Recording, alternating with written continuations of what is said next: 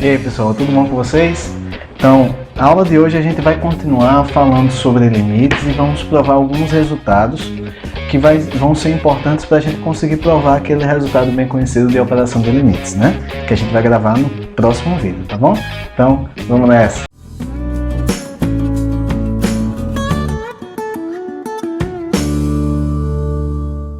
Então vamos lá para a aula de hoje, tá? A primeira coisa que eu quero provar, pessoal, é a unicidade do limite, tá? A ideia é simples.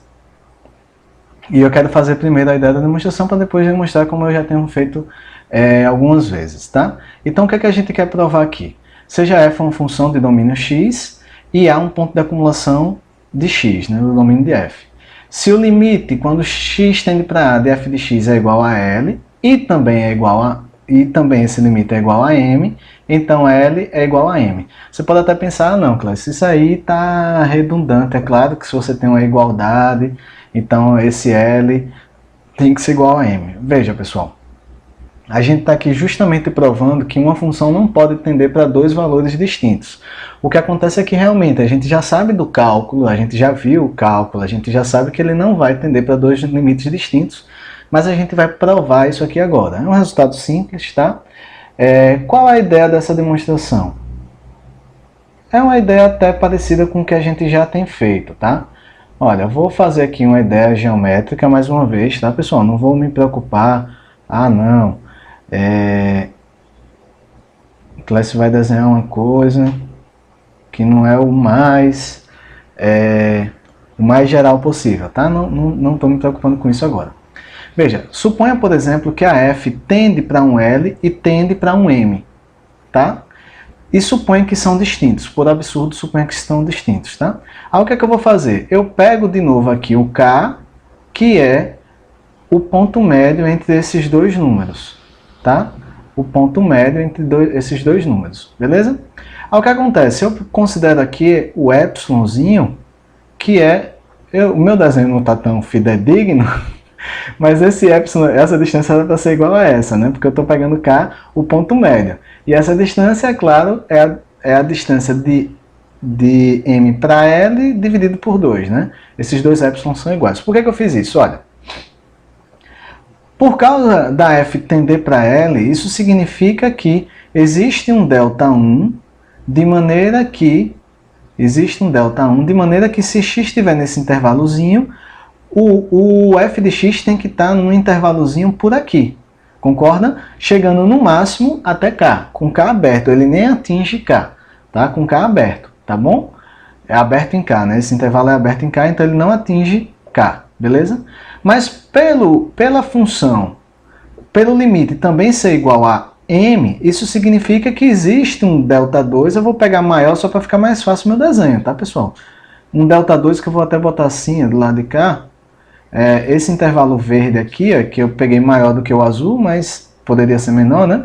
Do delta2 significa que se o x estiver aqui nesse meio, então a f de x tem que estar do K, aberto no K, para cima, né? Chegando até um valor por aqui mais ou menos, tá bom? E aí o que acontece? Claro, se o x estiver no menor desses dois intervalos, aí a gente tem um problema, né? A gente vai gerar uma contradição. Se o x estiver no menor desses dois intervalos, no meu desenho foi o do delta1, então, por um lado, ele vai ter que f de x tem que estar aqui, mas por outro lado, a f de x tem que estar cá. Ou seja, por um lado, a f de x teria que ser menor do que o k, que é o ponto médio, mas por outro, a f de x tem que ser maior do que k, que é o ponto médio, o que gera uma contradição. Tá? E o que gerou a contradição foi supor que esse L e esse M são distintos. Então, a demonstração disso é bastante simples, a gente tem a ideia ali geométrica do que está acontecendo. Eu espero ter conseguido explicar direito a ideia geométrica, tá? Suponha por absurdo que são diferentes. Sem perda de generalidade alguma, eu posso considerar que o L é menor que o M. Se são diferentes, um é menor que o outro. Digamos que essa letra L seja menor do que o M, tá? E aí eu pego K, o ponto médio entre L e M, ou seja, é L mais M dividido por 2, tá? E eu tomo Epsilon igual à distância de L para K, que é a mesma distância de K para M. E esse Epsilon também veja, epsilon é a distância de L para cá, né? Então é K menos L, também é igual à distância de M para cá, que é a metade da distância de L para M. L e M são os limites, né? K é o ponto médio, beleza? Como eu falei no desenho, o epsilon é aquela distanciazinha, né, que é dividindo a metade da distância de L para M, ok? E aí, por causa dos limites da F, CL e também CM, por CL existe um ΔI, tá o quê? Se o x obedecer a essa desigualdade aqui, então f de x menos L tem que ser menor do que epsilon. Isto é, a f de x tem que estar entre L menos epsilon e L mais epsilon. Só que lembre que L mais epsilon é o K, que é o ponto médio, tá? É só você olhar aqui, ó. Olha para isso aqui, passa o L para lá somando, L mais epsilon é igual a K, beleza? Por outro lado, existe um ΔI, tá o quê? Se 0 for menor que o módulo de x menos a, que é menor do que ΔI, então o módulo de f de x menos m é menor que epsilon. Ou seja, o f de x deve estar entre m menos epsilon e m mais epsilon. Só que lembre que o m mais epsilon dá justamente o ponto médio, que é o k. Mais uma vez, passo o k para cá, olha para cá, passo o k para esse daqui somando, vai ficar k mais epsilon. Na verdade, aqui você passa o K para lá e o epsilon para cá subtraindo. Então fica K igual a M menos epsilon, que é o que eu quero. Olhando para o que eu deixei aqui em azul, olha o que eu deixei em azul. Vamos ver. Olha, eu tenho f de x menor que K em azul e K menor que f de x em azul. Não é isso que eu tenho? É isso que eu tenho. E aí, quando eu junto tudo isso, o que é que eu vou obter? Que se tomando delta o menor dos dois deltas, né? Então, se 0 for menor que o módulo de x menos a, que é menor do que delta, então isso aqui é menor do que os dois, tanto ΔI quanto ΔI. Então, isso significa que essas duas coisas devem acontecer. E isso significa que essas duas coisas devem acontecer. E aí eu só estou juntando a parte em azul, olha. F de x é menor do que K, F de x é menor do que K, e K é menor do que F de x, o que é um absurdo, né? Porque um número não pode ser menor que ele mesmo. Ok? Bem, então nisso eu concluo, isso é um absurdo, e o que gerou o absurdo foi supor que eles são distintos, tá? Eu botei L menor do que M, mas sem perda de generalidade foi supor que os dois são distintos, ok? Então vamos continuar. O próximo teorema diz que, esse teorema é interessante, ele vai ajudar a gente a provar aquele teoremazinho das regras das operações com limites, mas também ele nos dá já alguns resultados diretos bastante interessantes referente a alguns exemplos de limites que a gente vai ver depois, quando demonstrar, tá? Veja o que o teorema diz. Ele diz que seja f uma função definida em x e a um ponto de acumulação de x. Se existe um limite de f de x quando x tende para a, então f é limitado em alguma vizinhança de a. Ou seja, o que isso significa f ser limitado em alguma vizinhança em a? Existe um delta, que é o tamanhozinho da vizinhança ali perto de A, e um C, que é uma constante que limita a F, tais que o módulo de f de x é menor ou igual do que esse C, para todo x no domínio que satisfaça a desigualdade ali, que de estar pertinho do A, tá bom? Embora eu tenha colocado aqui o zero, né, é porque realmente a gente não se interessa pelo zero, a função pode até não estar definida. A gente não se interessa quando isso aqui iguala a zero, ou seja, eu realmente não me interesso quando a função, o valor da função de f em a, tá? Mas nesse caso, claro, um ponto a mais não vai fazer, um ponto a mais definido não vai fazer a função deixar de ser limitada, né? Mas vocês me entendem. Qual é a ideia? A ideia é simples, pessoal. Na verdade, a ideia desse é bastante simples. Olha, eu estou achando massa esse Enkidu, que eu estou aprendendo a fazer as coisas, tá? Aprender a mexer melhor aqui, e assim é a vida, né? A gente tem que aprender tudo na correria. Então, suponha, por exemplo, que o limite da f existe, que é um L, beleza? Ok. O que acontece? Então, dado um epsilon qualquer, eu consigo um delta, de maneira que, se o x estiver aqui, não me importando, vou até deixar um bolinho, se o x estiver aqui, o f de x tem que estar aqui, concorda? Beleza. Para qualquer epsilon existe um delta dessa forma. Então, se eu pego aqui o epsilon igual a 1, se eu tomo um epsilon, eu poderia tomar epsilon do jeito que eu quisesse, tá, pessoal? Porque eu só quero mostrar que é limitado. Porque, veja, se eu pego o epsilon igual a 1, então eu vou ter aqui L mais 1, L menos 1. Poderia estar todo mundo no negativo, não importa, tá, pessoal? O que acontece é que vai existir um delta de maneira que, se o x estiver aqui, o f de x, olha, o f de x tem que estar nesse intervalozinho entre L-1 e L+1, o que significa que a f é limitada, beleza? O que significa que a f é limitada, ok? Ah, Clécio, e quem é a constante? Porque você pode botar um módulo e pensar, não, mas se for negativo, inverte. Sim, o módulo de f de x é menor ou igual que o máximo desses dois módulos, né? L+1 e L-1, tá certo? Porque poderia estar negativo, ok? O que importa é que ela está aqui no intervalo limitado, o que significa que ela é limitada. E isso equivale a existir um C tal que o módulo da f é menor ou igual que esse C, tá certo? Ok. Mais uma vez, tá, pessoal? Se tiver qualquer dúvida, pode deixar nos comentários, beleza? Pode deixar nos comentários, que aí eu posso até gravar um videozinho explicando uma coisa ou outra e boto assim, aula, sei lá, essa daqui eu acho que é a 13.1.2 e assim vai, tá? Podem deixar, mandar dúvidas, tá? Ok, então vamos lá, essa é a ideia, tá bom? O que é que eu faço? Considere L igual ao limite, que eu estou supondo que existe limite. E aí, eu posso escolher um epsilon específico, tomando o epsilon igual a 1, poderia ser qualquer outro número, mas tomando igual a 1, que é um que a gente pensa logo, né? Eu penso logo em 1. Tomando epsilon igual a 1, pela definição de limite, existe um delta tal que, se 0 for menor que o módulo de x menos a, que é menor do que delta, com x em x, né, x no domínio, então, o módulo de f de x menos L tem que ser menor que 1. Tá. Bem, então,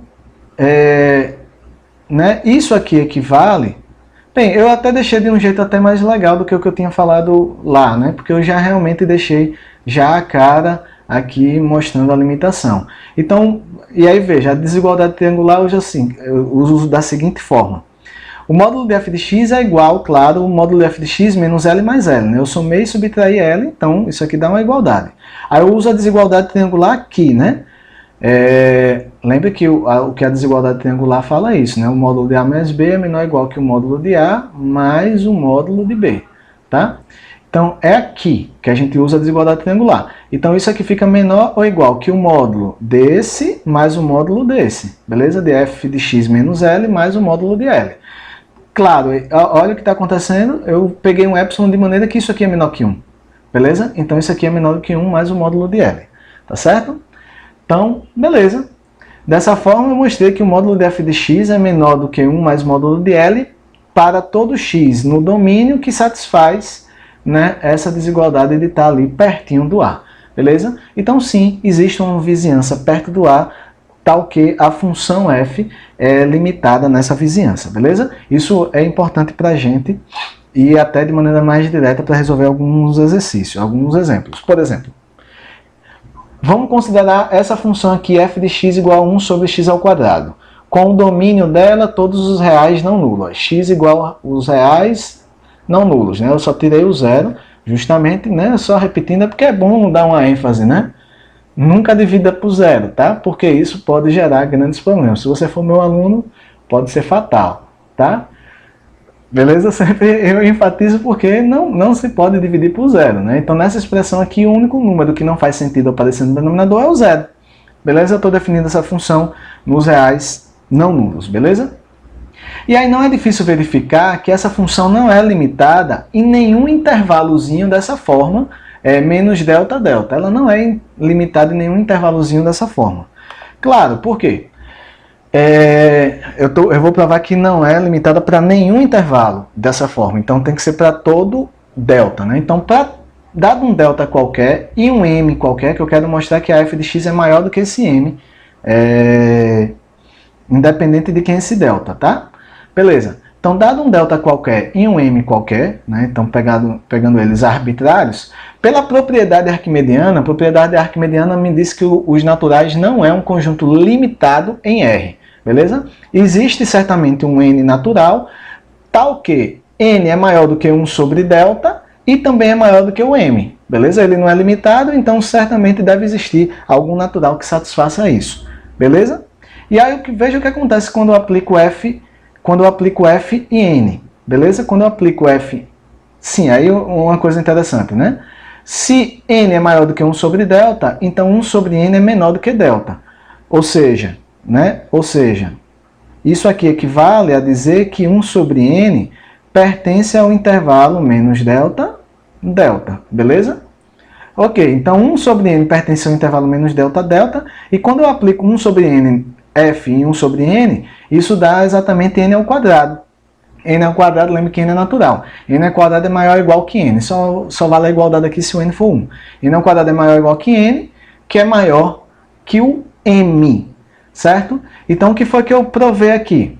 Eu provei que, independente de quem é o delta, eu consigo um camarada aqui dentro, que nesse caso é 1 sobre n, tal que quando eu aplico a f, dá um valor que, independente de quem é o m, eu consigo que esse valor seja maior do que esse m. Então, essa função não é limitada, veja, qualquer limite que eu digo assim, qualquer cota que eu tente colocar para ela, m, e qualquer delta ali pertinho do zero, qualquer cota m, qualquer delta pertinho do zero, eu consigo um x ali nesse intervalozinho, de maneira que quando eu aplico f, passa dessa cota. Então, essa função não é limitada em nenhum intervalo dessa forma aqui, menos delta, delta. E aí eu uso o teorema. Se essa função não é limitada em nenhum intervalo dessa forma, então não existe esse limite. Não existe. Porque se existisse, ela teria que ser limitada em um intervalo, em algum. Nem que se fosse um delta assim, extremamente pequeno. Ela deveria ser limitada em algum intervalo daquele. Já que ela não é, já que a gente provou que ela não é limitada em nenhum intervalozinho daquele tipo, então essa função não possui limite quando x tende para zero. Só que aí, pessoal, é teorema anterior, tá? Ela não é limitada, logo não tem limite quando x tende para zero. Só que, veja, não tem limite, a gente vai ver já em algumas aulas na frente, alguns vídeos na frente, que ela não tem limite no sentido do limite ser um número, né? Veja que eu defini limite para vocês como um número. O limite de f de x quando x tende para zero é igual a L, um número real. Não existe nenhum L aqui que ela satisfaça isso. Beleza? Mas aí depois a gente vai ver que esse comportamento dessa função tem sim um significado para eu colocar de alguma forma que o limite dela... Bem, vocês já viram o cálculo, né? A gente vai definir o que é limite infinito e vai ver que isso aqui, né, é igual a mais infinito, tá bom? Eu também às vezes fico fingindo que vocês não viram o cálculo, mas vocês sabem, esse limite é mais infinito. Só que isso aqui, esse tipo de limite, não é contemplado no meu limite que eu defini até agora.